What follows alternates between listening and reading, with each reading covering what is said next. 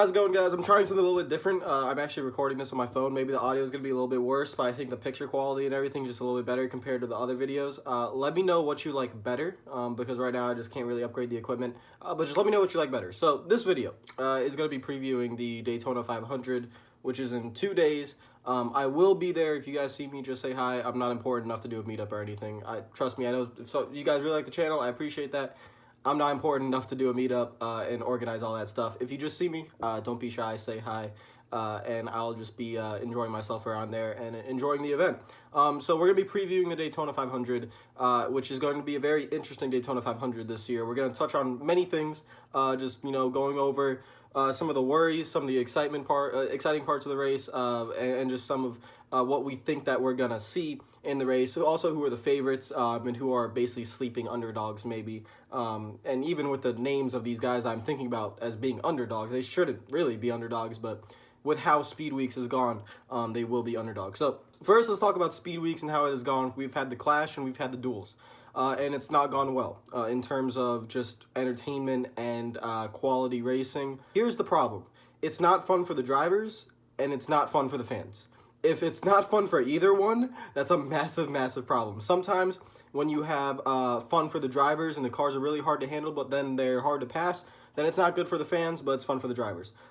In this package, at this kind of track, at Daytona with the play package, the drivers are not having a lot of fun because they can't do anything, and the fans are not having a lot of fun because it is boring to watch. What I'm talking about, if you haven't seen the duels or the Clash, I'm pretty sure you guys have. You've left your opinions down below as well. It's just a single file train. The top lane is dominating, and it's just a train every time. It's gotten to the point now that you are literally seeing guys on double file restarts in the bottom lane immediately coming out of the tri-oval shoot up into the top lane. That's already gonna bust down the bottom lane, even more so if people actually stay down there. So we don't know exactly why it's happening. No one really does. I think probably the teams do, but people have theorized that there's a pocket of air by the wall, which, to be honest, I could see that being. People have also said that the side draft is stronger when you're on the top. You're the top car and side drafting someone on the bottom than it is on the bottom going to the top, and that's why guys are being able to carry so much more speed.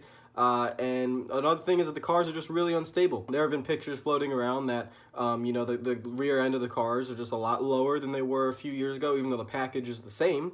The car is the same. The way the setups are, just with how low the car is a little bit different, and it's causing a lot more just trouble when it comes to drivers being able to have stability and make moves. I think that's a part of it as well.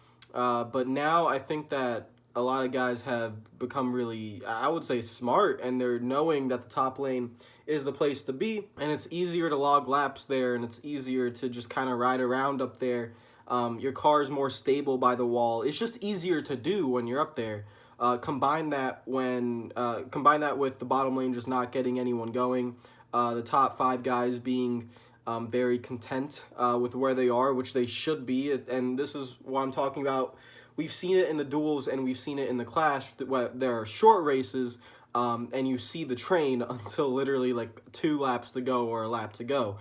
My worry is that in the Daytona 500, which is a long race, 200 laps, and you guys know this, this is going to happen again. And this time it's going to take most of the race, where you're just going to see a train. And why that is because also another thing that is different in plate racing today. A few years ago, you didn't see as much teamwork. You would see drafting partners and you would see friends out there. But now, in plate racing, it is different, and it's very different. I mean, every single Ford is working together. They make sure they work together. They are content with having 6 to 7 Fords working together. When you have 6 to 7 of them controlling the race, and then the Chevys aren't working together, there's just not enough power behind them, whether it's a Chevy or a Toyota or whatever. And then you have some guys sprinkled in there that are single-car teams, let's say like Bubba Wallace, and they're chilling and they're content with where they are. It's hard to pass. It's hard to make a run. It's hard to get enough people working together. So it's basically an arms race with numbers, and the Fords have been dominating. They've dominated the duels. They've dominated the Clash. The only thing they didn't dominate was qualifying, because Rick Hendrick and the Hendrick cars dominated that. We'll touch on them in a second. But right now the Fords, the Penske guys, the Stewart-Haas guys, they are doing so well, and they're working very well together, and they control the races. When they control the races, it's really hard for people to get away from the train. And now that everyone knows, you know, the train is the way to go, every leader is going to try to create it. Because you have to be selfish. When you're leading or you're in the top 5, you want to keep your track position so you can win the race later on. So all those guys will know that if they can get to the top, even though it's not fun or entertaining to watch, or it's not even really fun to do, it's beneficial for them because their job is to win the race. That's what the teams are doing, that's what the drivers are doing, and they have to go up there because that's their best way of nulligating everyone else and making sure they can keep their track position. So it's going to be a very interesting race. I don't know what's going to happen. I'm hoping that the top lane doesn't form, and I'm hoping that it's going to be a good race and that there'll be 2 and 3 wide action. But what during Speed Weeks has shown us that's going to happen? I mean, this Speed Weeks has been probably one of the worst in recent memory, just in terms of racing. And I think a lot of people are upset about it. The drivers are upset about it. Those guys that, like, they want to put on a show, but they just can't. And it's because, you know, you can't get enough people on the bottom. The bottom lane just isn't working. And there's not an exact reason as to why. Like, there's probably a lot of reasons, but there's just not, like, one thing you could touch on. And this is what Gen 6 is morphed into, and the plate package is morphed into.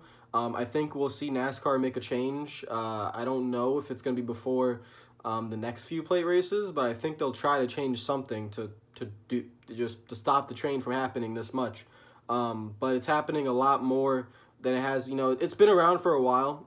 The first time we really saw it was like mid-2000s, but it never happened at this rate. Like, this is kind of like ridiculous at this point. So that's the big talking point heading into the 500, is how actually entertaining the race will be. There's a lot of worry that it won't be that entertaining. I don't know what's going to happen.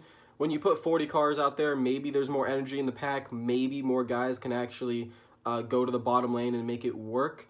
But I'm not sure. And I don't know. And if that does happen, let's say we do have good entertaining racing at the beginning, if a big wreck ensues because the cars are so unstable and it takes out 10 to 15 cars, then you're back to that whole dual clash thing where there's only like 20 good cars left and the train happens because there's not enough energy in the field. So that's my worry. I'm kind of hoping there's not a big wreck early on in the race. I'm just hoping we can get some good racing and have the guys fight it out for the win. So, touching all the entertaining stuff now, let's go to the favorites of the race. If you're not picking a Ford to win the Daytona 500, you're placing some odd bets, to say the least. You're going for the underdog. Anyone that's not a Ford is an underdog. I'm talking about all the JGR cars, all the Hendrick cars. Every Toyota or Chevy out there is an underdog compared to the Fords. And the reason why I say that is because Fords have completely dominated plate racing lately. They don't dominate qualifying, but they dominate the race. Their cars are so good in traffic. Their cars are so good at getting runs. And most importantly, they are so good at working together. I think this is something that the Toyotas and the Hendrick guys don't do enough. Maybe if they teamed up together, I know that would never happen, but if the Toyotas, the strongest Toyotas and the strongest Camaros worked together and made sure that they kept their track position and everyone worked together to keep the Fords away, I think it would work. But that's not going to happen, and the Fords have been dominating. So, guys like Joey Logano, Brad Keselowski, Ryan Blaney, the Penske guys, Paul Menard, and the 21 Wood brothers, every SHR car from Daniel Suarez, Kevin Harvick, Clint Bowyer, and who's the last SHR car? I'm completely blanking out. Eric Almirola. I can't believe I forgot Eric Almirola. He should have won. He almost won the 500 last year. So, Almirola, Bowyer, Suarez, Harvick, those guys are going to be really strong as well. And anyone else that's in a Ford, to be honest, anyone else that is in a Ford, Stenhouse is going to be a good pick. If he's going to be very aggressive, but if he can get himself into that top 5 area, which he is starting 5th, and keep himself up there, then I think he'll be able to stay up there because he knows what he has to do. So it's going to be very interesting. So those are really all my favorites. I don't think you could pick a favorite out of the Fords.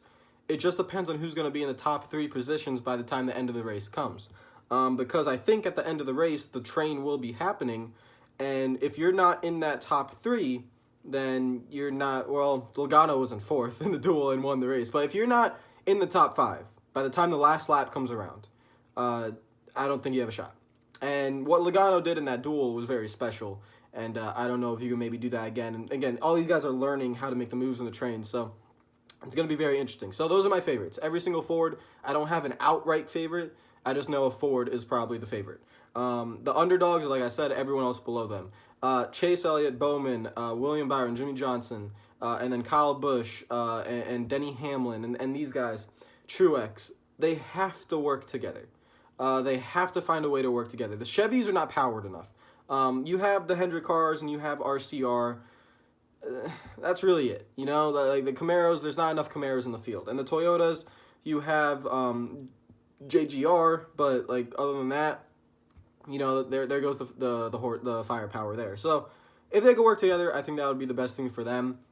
Pit strategy is going to be very interesting throughout the race as well. The stages are in the Daytona 500 now, so I think that's actually a good thing, because I think with how the pit strategy is going to go, you're going to have all the Fords pitting together, all the Chevys pitting together, all the Toyotas pitting together, and that spreads out the pack. Also, the weather is going to be very warm. It's going to be like plus 80 degrees. Track's going to be hot. It's going to be slick. The cars are not going to be handling well, which means drivers are probably going to go to the top because it's more stable up there. So I think you're going to see a lot of single-file racing. That's just what I think is going to happen. I'm hoping that doesn't happen, but that's what I think is going to happen. When you come to the end of the race, depending on how the situation has gone, if there's been a big wreck and there's not a lot of cars in the field, if there hasn't been a big wreck and there's not a lot, and there are a lot of cars in the field, it plays a part in how the end of the race is going to be. So, you know, people say, oh, you know, only the last 10 laps matter. That's not how it works. The one intriguing part of this race, if you are a race fan, is going to be strategy and track position. There is not really a strategy of laying back in this Daytona 500 and waiting for a big wreck. And the reason why I say that is if you do pull off that if you do choose to do that, number one, you could lose the draft if you don't have enough people back there, because the race might not have a lot of cautions. Number two, if the big wreck doesn't happen, how are you going to get to the front if the train occurs and people are controlling the race? We have seen that it's not easy to do, and track position is massive. So you don't really want to be hanging in the back. It's going to be a track position race. You're going to want to be up front all day long. You do not want to be in the middle of the pack. You do not want to be in the back of the pack. You want to be controlling the race with your friends or whoever that is. So that's going to be a big part of the race, and it's going to make the beginning and middle part of the race interesting, because if you have a favorite driver, you're always going to want them to get up towards the front. There's no laying back in this race. You have to keep your track position to set yourself up for the last few laps. Again, if there is a big wreck or not a big wreck, that will play how the last few laps go, probably like last 30, last 20 laps. Fuel strategy could be a part in this as well, depending on how the pit strategy works. All this plays a big part, and it's going to be interesting to see how it works. So, let's say we're in the last 30 laps of the race in the Daytona 500, right? And let's say Bubba Wallace is running 10th. You're not going to win the race from 10th. And I think a lot of drivers and teams should know this, is that if you're not in the top 5 and you try to, and let's say the train's going on and you try to, when guys go down low and you leave them out to dry and then you place yourself up there, it's just going to be a cycle. People are going to continuously leave you out to dry from that position if you're not in the top 5. There's a big responsibility on these guys, for the show and for winning the 500. You know, they don't really care about putting on a show, but they do care about winning the Daytona 500. And I can guarantee, if you are running 10th and you're not making a move, you're not winning the Daytona 500. These guys from outside the top 5 have to go to the bottom. It will work if there are enough people there. If you have 6 cars on the bottom and 5 cars up top, the bottom will work and you can get up there and then you can make moves. But these guys are so keen on, you know, making up little spots here and there. You're going to have drivers like, let's say, Matt DiBenedetto or a Buscher or these back markers that are going to be up in the top 10. And they're going to want to finish in the top 10. They might not even be thinking about going for the race win. And they might be in that area of like 6th to 7th to 8th. And they might not want to make a move. And it's really up to these guys to make the move. They have to be the ones that take responsibility and make the move and go out and try to win the race. That's what I'm hoping will happen. We've not seen it all speed weeks, but then again, speed weeks, the Clash is kind of like A, and the duels is like you don't want to wreck your primary. This is the Daytona 500. You have to make a move, and that's going to be the biggest part of the race that I'm really hoping is going to, I'm really hoping the drivers, you know, can make happen. Yes, the package is not that good. Yes, the cars are unstable, and all that stuff. But if you have a chance to win the Daytona 500, you got to make a move. It's not going to be running in line and waiting till the last lap, and you have to pass 6 cars. That's not going to happen because someone up in front of you is going to make the move before you. So you got to take onus. You got to make the move, and that's going to be a really interesting part of this race. You know, hopefully we're not even in a train situation and we're 2 and 3 wide and you have to battle your way through that field with 20 laps to go. That's what I'm hoping for. We just haven't seen it and it's probably not expected. But hey, you never know. So that's really what I think the Daytona 500 preview is gonna be about. I think I talked about everything I want to talk about. It's mostly about how the race is gonna go and the strategy and all that stuff to win the biggest race of the year. The race starts, I think, at 2:30. I don't think it's gonna end at night unless there's like a wreck or like a red flag or something like that. I think it's gonna end like in the sunset twilight kind of area. So it'll be interesting to see how cars handle also getting into that time when the track gets a little bit cooler. It's gonna be very interesting to see how that all works. So yeah, that is it. Comment down below with anything that you want to say or think about the 500. I think, like I said, I've covered everything that I wanted to talk about. The Fords are going to be really strong, and everyone else is going to really have to do their best to kind of maintain. And guys like Elliott and like Stenhouse, and they're going to have to find friends. You know, Stenhouse likes to be an individual, but he's in a Ford. He can work with other Fords. Chase Elliott likes to be very aggressive and make moves for himself, but he needs friends. He needs friends to win this race. He won't be able to do it by himself. So it's gonna be a very interesting scenario, and it's gonna be a very interesting race. I'm hoping it's a good one. I think it will be an interesting one. I'm just hoping it's a good one, and we don't see a lot of single file racing. So if you like the video, make sure you hit the like button. If you're new to the channel, make sure you subscribe. Enjoy the Daytona 500 on Sunday. I will see you guys later. Hope you're on a fantastic day. Comment down below with everything you think of. Again, I will be there. Say hi if you see me enjoying the race and stuff like that. I'll see you guys later. Hope you're having a fantastic day. Enjoy your weekend. See ya. I can't change. Even if I try, even if I wanted to, and I can't change. Even if I try, my love, she keeps me warm.